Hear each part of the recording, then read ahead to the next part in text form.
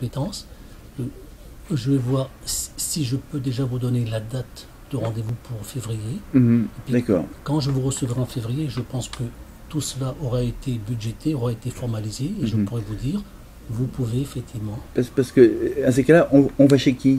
On va chez un psychologue, chez un... Non, enfin... C'est quel type d'organisme, en fin de compte? C'est ça que c'était pas... Vous avez des organismes qui sont spécialisés dans l'accompagnement de demandeurs d'emploi. L'année dernière, on a eu à COPAD, on a eu... Sur des associations, c'est ça? Des associations, la CCI, il y a différents employeurs, mais qui ont des structures qui sont spécialisées dans l'accompagnement du demandeur, aussi bien vers l'emploi que la réorientation, la reconversion. C'est le pôle emploi bis, en fin de compte. C'est la sous-traitance, en quelque sorte, de... On les paye, monsieur. C'est ça, voilà. Dans sous-traitance, c'est ça. Mais il y a quand même, préalablement, un cahier de charges qui a été défini. Oui, bien sûr, d'accord. Voilà. Donc, ce sont eux qui sont chargés... C'est eux, effectivement, qui reçoivent la personne et mettent en place la prestation. Ils sont eux qui disent, voilà, vous êtes compétent pour ça, ou ça, ou ça, ou ça, ou ça. C'est eux qui font le travail et qui vont vous dire à un moment donné... Une sorte d'audit, en quelque sorte, de la personne. Oui, ils vont vous dire là où vous en êtes et ce qui peut se faire ou pas. D'accord. Est-ce que je peux envisager comme métier par rapport à mon âge, par rapport à mon expérience Tout à fait, monsieur. Alors sur Nice, il y en a beaucoup sur Nice, donc sinon... L'année dernière, il y en avait 7 ou 8. Maintenant, je ne peux pas vous dire effectivement. C'est quand ça aura été budgété que je rentrerai. C'est ça. Enfin, que je demanderai la prestation. Bien sûr. Qu'il y aura. Bien sûr. Et ça sera en février, vous m'avez dit tout à l'heure. Hein, c'est ça. Voilà, c'est pour ça que je vais vous donner le rendez-vous pour février. Hein. D'accord.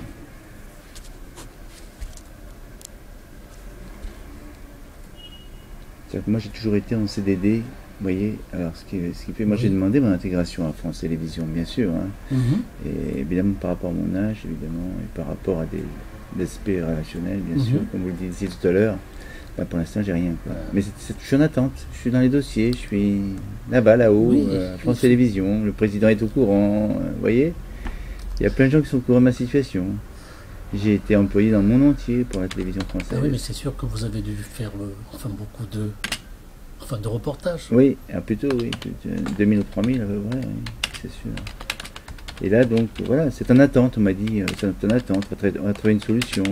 Mais il faut espérer, mais c'est difficile, parce qu'il n'y a pas de problème financier aussi, on me dit, il n'y a pas d'argent. Mais il y en a pour certains, pas pour d'autres, vous voyez. Vous savez, la société est toujours sélective. Hein. Oui, c'est un peu dommage quand même. C'est un peu dommage qu'on ne tient pas compte des compétences prioritairement. Oui. Enfin, le discours dit que c'est les compétences, mais la réalité, c'est toujours la cooptation, le relationnel. Oui, voilà, vous avez entièrement raison, ça, de ce côté-là.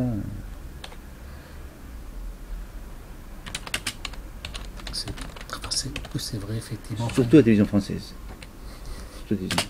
Qui est quand même un monstre, quelque part. Ouais. Qui en a broyé certains d'ailleurs. C'est vrai. D'autres ont été mis en lumière, mais d'autres sont dans l'ombre, voire plus. J'ai un ami qui s'est suicidé ici de France 3. Il s'est suicidé. Fernand Divol est un excellent caméraman, c'est un ancien de Thalassa. Et il s'est suicidé à cause de. Parce qu'on lui donnait pas de poste, quoi. On le laissait traîner. Et c'est grave quand même. Hein. Fernand Divol, il s'appelait. Un excellent camarade de Thalassa, et Thalassa, croyez-moi, c'est dur, hein, travailler sur Thalassa, parce qu'il faut être avoir pied marin, il faut être bon caméraman, et comme le pauvre garçon, à un moment donné, à 50 ans, vous voyez, c'est une difficulté quand même, de porter la caméra, il avait demandé une reconversion, et on ne lui a rien donné. On le payait sans rien lui faire faire, quoi. Ça vous étonne pas, ça vous étonne, hein. C'est étonnant quand même. C'est dur, hein. C'est étonnant, c'est dur. C'est pour ça qu'il faut arriver à faire bouger un peu les choses, quoi. Mais je sais bien que c'est pas simple. Vous savez... Donc moi je suis prêt à me déplacer, il n'y a pas de problème. Enfin le problème, moi ce que je crains aussi, c'est qu'avec l'échéance politique, il y ait de l'immobilisme. Oui, mais à chaque fois c'est pareil. Donc ils disent toujours ça. Donc finalement, il y a toujours des échéances politiques. Quand c'est pas les présidentielles, ça va être législative, après c'est les municipales, après c'est les cantonales, après c'est... Enfin moi je crains que beaucoup d'employeurs, effectivement... Attendre quoi, finalement? Attendre de savoir si c'est la droite ou la gauche, parce que vous en avez toujours qui attendent de voir, effectivement, comment les choses vont se passer, et puis après... Enfin, moi, je crains, effectivement, que l'immobilisme ne se mette en place. Enfin, c'est-à-dire qu'à partir de maintenant, ils disent, pof, on attend de voir. Mais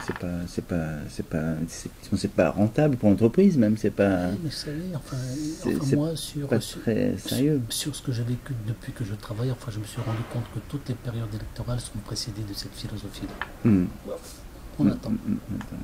On attend de voir effectivement qui sera élu, quel sera son programme, et à partir de là, si on peut s'inscrire ou pas.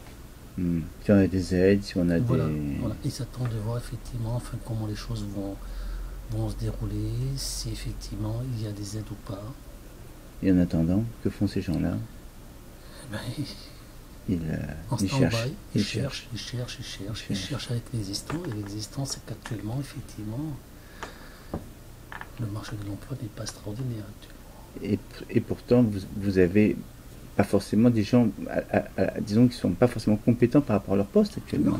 Non. Là, dernièrement, à France 2, il y a quelqu'un qui s'est fait passer pour un... Ils ont fait une reconstitution, par exemple, ils sont fait passer pour un gangster, vous voyez. C'est quand même grave, pour de France 2, se passer pour un gangster avec un pistolet en plastique pour simuler une information. C'est quand même énorme. C'est énorme. Là moi, je suis écœuré, hein, franchement. Je suis écœuré. En 25 ans, j'ai jamais fait de choses pareilles. Hein. Et j'ai fait 5000 reportages. J'ai toujours une déontologie. Le professionnalisme. Une déontologie, c'est tout. Oui, vous savez. Mais c'est inimaginable. Comme vous dites. Donc, du job, il y en a. Des gens. Alors, le problème, c'est comme vous dites, c'est bloqué par des contingences qui n'ont rien de professionnel. Tout à fait. Et c'est fort dommage. Oui. Fort dommage. Oui, comme vous dites. Moi, j'ai postulé partout. Hein. RFO, j'ai travaillé aussi.